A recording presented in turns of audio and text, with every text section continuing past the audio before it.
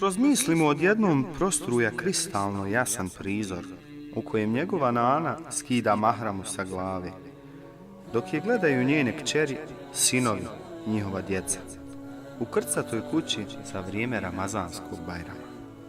Blistava od sreće, istrošenim očima koje sijaju već 60 godina, posmatra svoju veselu čeljad i iznosi im veliku crnu tepsiju baklavi. Ne one umotane, već na spratove, srednje umočene u gustu agdu, da ne budu preslatke i prezasite.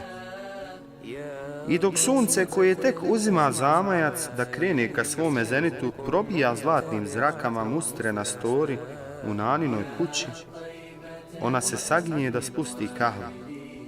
A one njene vlasi, sjede vlasi, iznenada pozlati sunce.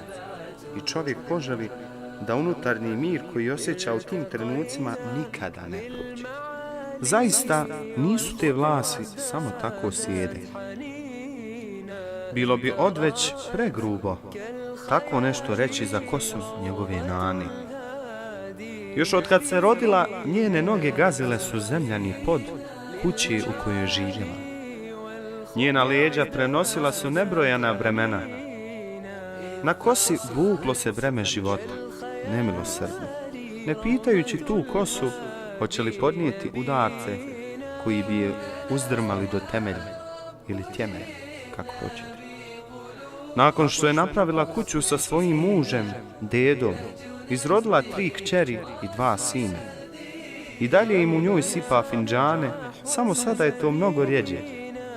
Njena kosa je zlatna, a sve 3 kćeri svoje zlata sakrivaju još od osnovne i srednje škole. Najmlađi sin tek treba da se ženi. Evo, doživjela je i 10 unučara. A 11 je ako Bog da na putu. Jedan njen unuk završava medresu. Svi ostali su odlični učenici. Ta njegova nana ili nene, kako je on već zove, najtužnija je kada se kahva popije, najmlađa kćerka ode iz Bosne, a ostali prođu u svojim domovima i obave.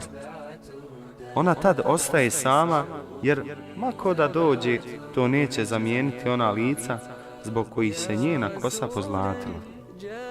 Poslije akšama, uz prigušeno svjetlo koje žmirka iz plafonjere, na seći u čošku, ona tiho uči svoju hata ili sluša Abdusamera.